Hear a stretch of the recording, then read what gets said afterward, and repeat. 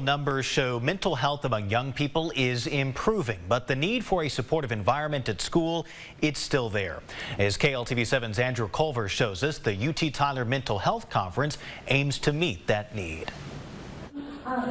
Teachers, students, and professional counselors have all come together for one specific purpose. Youth are the experts in their own little lives, and we have to be able to ask them and understand how we can support them. Enter this year's third annual Mental Health Awareness Conference, led by mental health professionals at the UT Tyler University Center.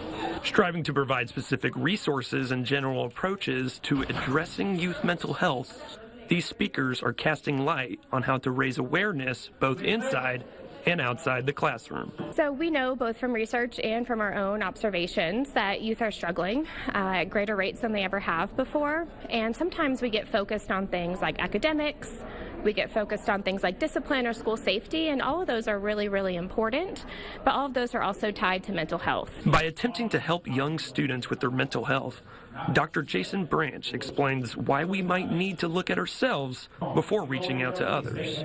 What's important to me is helping professionals helping themselves. So how can we do our job if we're not able to take care of ourselves? Our job is about helping others, but how can I pour from an empty cup? So what I want to do today is talk about self-care practices, how we can get better at taking care of ourselves so we can take care of other people. With presentations, PowerPoints, and seminars provided by these mental health experts, this year's conference hopes to instill the right attitude to benefit the youth of East Texas. Andrew Culver, KLTV7 News.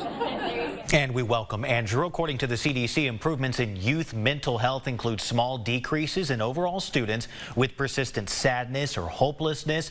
Also, a decrease in students who seriously considered or even attempted self-harm or suicide. Now, this same study, that is, also shows increases in violent threats at U.S. schools, an increase in bullying, and also an increase in the number of students skipping school over safety concerns. We're back with more news right after this.